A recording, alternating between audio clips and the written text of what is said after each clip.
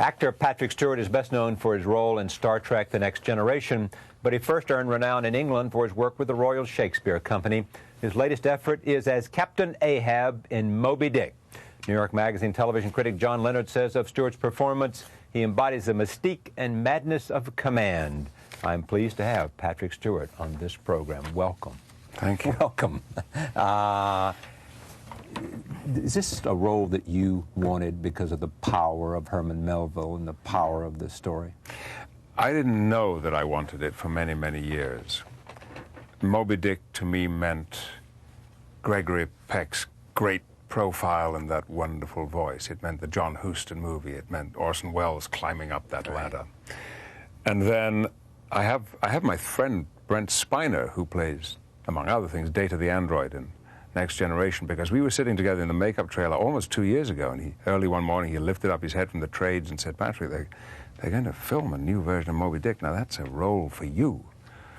Well, there was the customary good humor about what a great white whale I would make and so forth. But he went Ahab, and he pushed me on this. Yeah. It was his idea, and that's when I picked up the novel and read it for the first time. There in my mid-50s, I'm not reading Melville for the first time. I'd read White Jacket, Billy Budd, but never Moby Dick.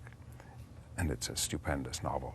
So I found myself a few weeks later knocking on the door of Robert Holmes's suite at his hotel in Los Angeles. Robert Holmes is the chairman, president, chief executive officer of Hallmark Entertainment, and he was going to be the executive producer on this movie. And I was there to say to him, "Please, would you consider me for this role?" Because by this time, I had become as obsessed with Ahab as he has with the white whale. And I knocked on the door, but I couldn't even begin my prepared speech because Homie, this passionate, intense, ferocious Hungarian, leapt on me and said, "You gotta do this, you must do this, but it's fantastic. People will never forget it. It'll live forever and ever and ever. They'll think of you when they think of it."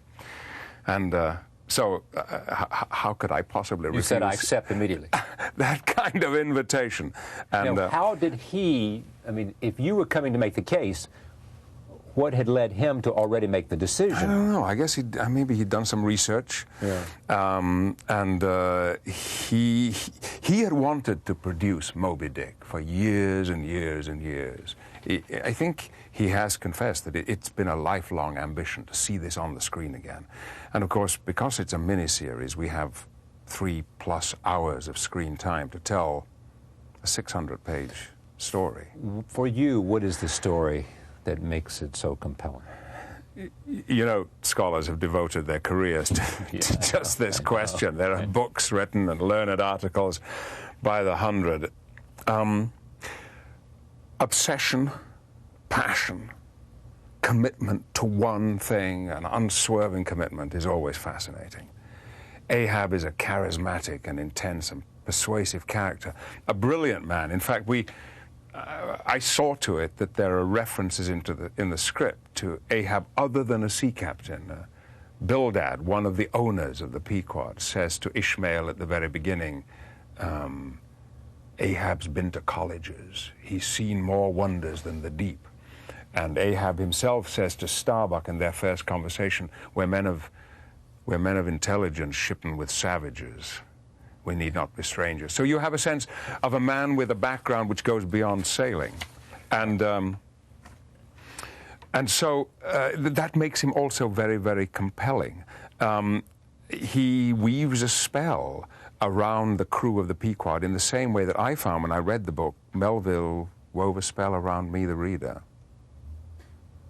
But what you asked me was, what is it about? Well, the pursuit of the white whale, I've never prepared as much in my life for any role as I prepared for this. I had about 10 months advance warning. So not only did I read the book more than once and certain passages of it many times, I read a wonderful new biography of Melville's life, and from reading about Melville, I learned a lot about Ahab. And then I did my physical research. I went to New England and visited Nantucket, and I found what it was like to hold a 19th century harpoon in my hands. I read the original logs of whaling captains, soaked myself in all of this, and yet I arrived in Australia to start my my whalebone leg fittings and to rehearse a little with the director and to talk about costume, most importantly, that hat and hair and scars and all that stuff. But the day before I was to film, the director, Frank Rodham, said to me, rather nervously, he's an English director, he said, you know, Patrick, we've talked and we've rehearsed, but the fact is, I don't know what you're going to do. And next day we were filming that first big scene on the Pequod, and I said, Frank, it's all right, you mustn't worry, because I don't know what I'm going to do either. And it was the truth, it was not an affectation. I was stuffed with preparation, but I didn't really know what was going to come up. And then when it came? Well, when it came out, it felt sort of right. One of the things that Mr. Peck said to me, because he agreed to talk to me about his experience of playing Ahab. You know, he's the only other person I know who's played it on screen 40-odd years ago. And after our meeting, he called me up and said, I've one more thought. You must find the voice, he said, it's most important. You must find the way this man sounds. I'd not thought about that at all. So the sound that came out pleased me. The pursuit of this white whale, at first, when I read the book, I thought, I don't know what Moby Dick is about, but I don't think it's about a man hunting a white whale. 6 months later, after all this reading, I thought, well, maybe this book is about nothing but a man hunting a white whale. Once we were into production and this guy had become part of me and I was stomping around and yelling, it seemed to me that the whale for Ahab represented both a physical and an intense mental pain. Ahab suffers physically from his terrible wound. Daily he's in pain from this leg. And there is an older, ancient pain in this man, some early suffering and misery. We don't know what it is, but you can read about Melville and perhaps guess at what it was. And that Ahab is obsessed with the thought that if he can end the life of the whale with that death, will end his pain, his suffering. It's an unconscious desire and can't be articulated by the actor, but it helped me to know that when you expect him to be rational, when you expect him to be persuaded by Starbuck's potent arguments that they should turn back, that they should do what they're there to do, to hunt whales and fill the hold with barrels of oil. When as Ahab says, every angel in heaven is screaming to him. He won't do it. It helped me then in those times of irrationality to think about that aspect of it. Roll tape. Captain Ahab finally comes out of this cabin, tells his crew about Moby Dick, and offers a reward to the crew if they can kill the whale. Whale folks call Moby Dick. Hey, Captain? Moby Dick. Do ye know the white whale then? Aye. That whale has an odd spout, too. Mighty large and bushy, with white wool. That be the one, Captain. Quick sabi him. Him got many spear irons in him hide, Captain. All twisty like twisted metal. Like corkscrews. Aye. The harpoons do lie all twisted in him like so many corkscrews. Aye, Dago, his spout is big, like a whole shock of wheat. Thick as a pile of Nantucket wool. Aye, Testago. By death and devils. That white whale is Moby Dick. It's Moby Dick you've seen! Moby Dick. Captain Ahab. Was it not Moby Dick that took off their leg?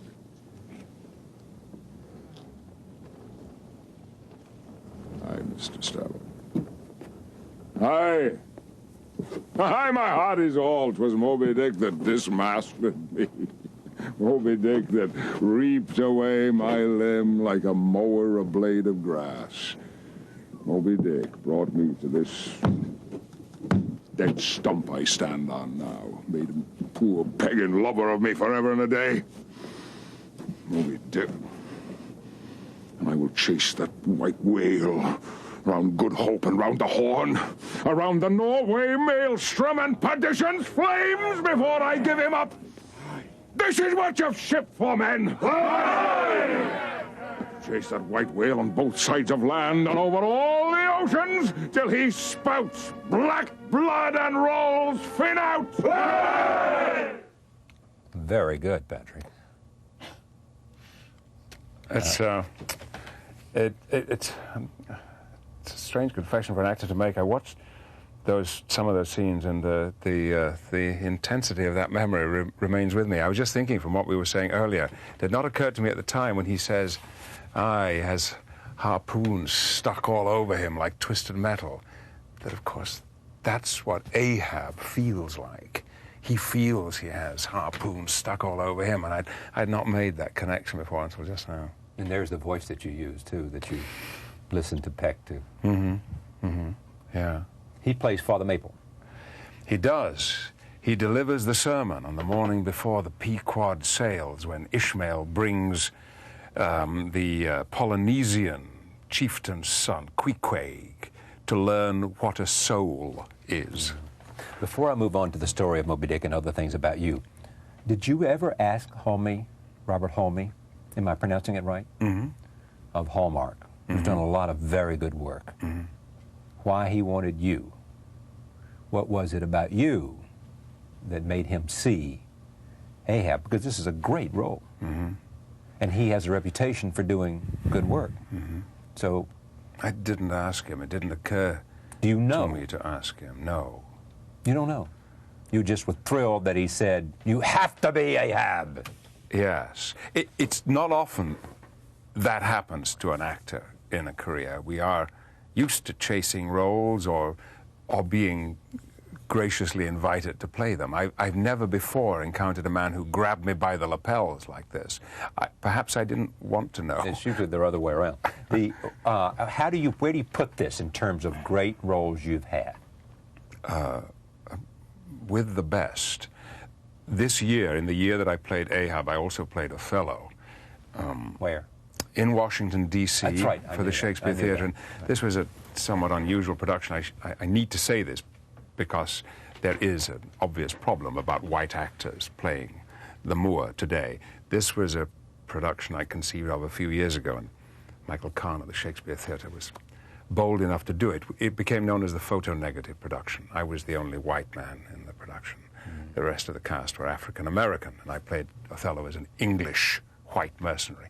So in the same year, I went from Melville to Shakespeare, and the connection was absolutely direct. We do know, interestingly enough, Melville had been reading a lot of Shakespearean tragedy the time that he was thinking about Moby Dick, and perhaps even when he first began to write. And it reverberates with that texture and that intensified, heightened language that you associate with Shakespeare. So Ahab has poetry. It's not blank verse, but lines like he says to Starbuck at one point, who says, this is blasphemy, he says, "Talk not to me of blasphemy, man. I'd strike the sun if it insulted me." Well, that's prose, but it's poetic prose, and it's certainly heightened. I look back on those 4.5, 5 months with deep gratitude, because it's a rare experience to get close to such a titanic and complex individual. Who wrote the screenplay? Well, there were two writers involved in the screenplay and the director, and the situation connected with the writing was a little complex. Anton Dieter's name is on the screenplay, but there was another gentleman who did a magnificent job, who for complex reasons cannot be named, but he knows that I know that he did a wonderful job with the screenplay. Back to the Royal Academy. Coming out of Yorkshire, what did you want to do? The things that we want to do when we're very young often lie hidden. We have ambitions, but they're perhaps not the real truth of what our longings are. I wanted to act because it was fun, and because I certainly enjoyed becoming other people. And at an early age, I'd got a taste for Shakespeare and blank verse. I didn't know then, which I think I know a little now, and it's one of the reasons that makes roles like Ahab and Othello so interesting. I think I was looking for a voice. I was looking for some way to be heard, and I didn't have any other talents or skills. I think there might have been things I felt I wanted people to hear, or in some way I wanted to be seen in a particular way, and that's why it's grand if you're an actor and you get to play these kind of roles, because the sort of acting that interests me now, I mean, what I like to watch in other actors is when I see the character and I hear the character, but I hear behind it the actor's voice as well, that personal something which gives an extra dimension to it. And with roles like Ahab, you can show it. For a number of years, I've been doing a solo version of Christmas Carol, and this might one-man performance. Yeah, right? yes, I do it all, and this has become a sort of obsession with me. But a good friend of mine said to me, "Patrick, you will go on playing this role until you have expunged the Scrooge in your own nature." So there's some of that lies behind why I think a lot of actors do what they do. Scrooge in your own nature. Yes, withholding, not giving. But I thought acting gave you a way to give and taught you a way to give, and that's what actors in the end do, is expose themselves on the stage, and that's what makes a performance worth watching. Yes, it must be there if a performance is to be worth watching. For my money, it has to be anyway. I'm not interested in superficiality anymore. You want an actor to leave something on the stage. Part of him, yeah, I want to leave. Right. I like to see actors who can bleed a little, even if it's musical comedy. Yeah. You know what I mean.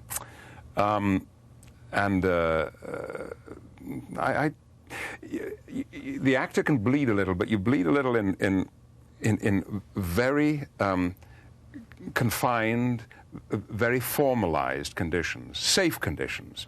You're not going to come to any harm. I can stamp around the Pequod and pretend to be this man, but I'm in the safe environment of a movie.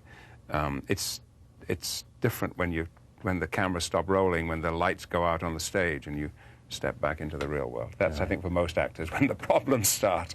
I want to come back to that after showing this clip. This is another part of your own performance in which Starbuck confronts Captain Ahab about going after Moby Dick instead of undertaking the whaling expedition originally planned for the ship. Captain, we have sailed for thousands of miles to stock oil. We are breaking a solemn oath by chasing this mirage of a whale. What will the owners think if we... Owners? What cares Ahab? Let the owners stand on Nantucket Beach and out-yell the typhoons. They're not on my conscience. My conscience is in the keel of this ship. Now get back on deck. Your conscience, sir, is drawing water. And in the end, it'll sink you down.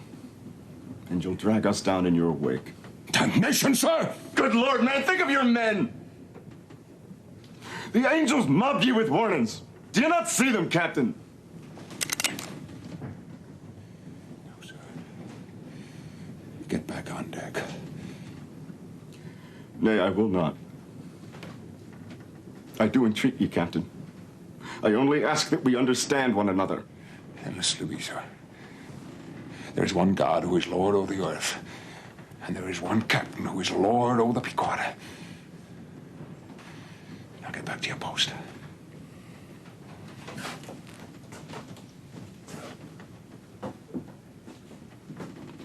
As you wish.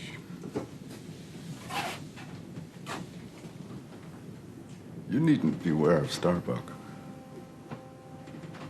Let Ahab beware of Ahab. Beware of yourself, old man. You face me like a brave man, and yet you obey me. You're too good a man, Starbuck. Yeah.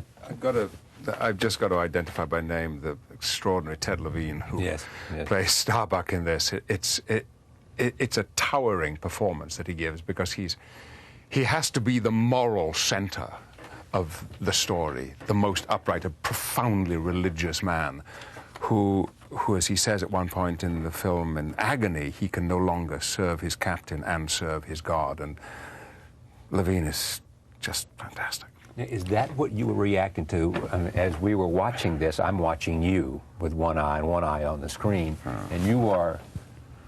What were you experiencing watching this scene? I can't say. I can't say, and it seems... because you don't know, or because it's not to be disclosed? If it could be disclosed, I would disclose it. Sometimes things are painful to watch, not because they're good or bad, but because I think I have a memory of what it felt like at that time doing that, and the pain that man feels, and I still feel it now.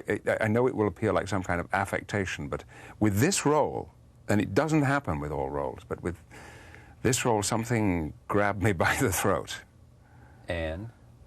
Well, it hasn't quite been flushed out of my system yet, I suppose. Speaking of roles, what has Star Trek meant to you? It has meant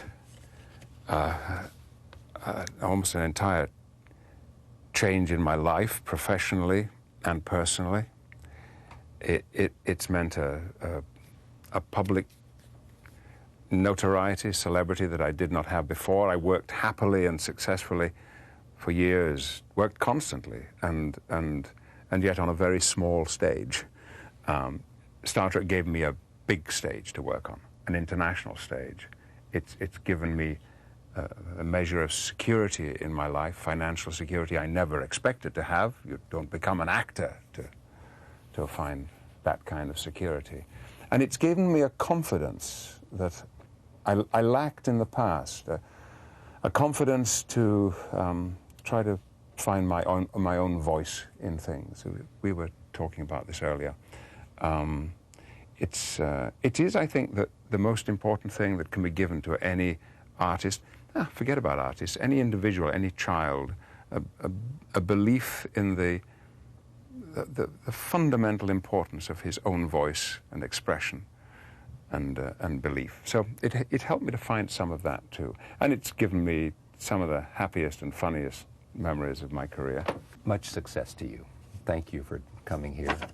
Moby Dick, critics have said terrific things about it. I mentioned John Leonard, who is very good, and we've taken note of others who have praised your performance, even with all the respect and love and affection we have for Greg Peck, have said everything that he gave to it and more. So you are to be commended for being able to make us aware of one of the great characters in literature.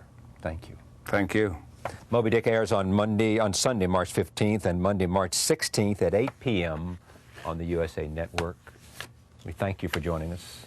We'll see you next time.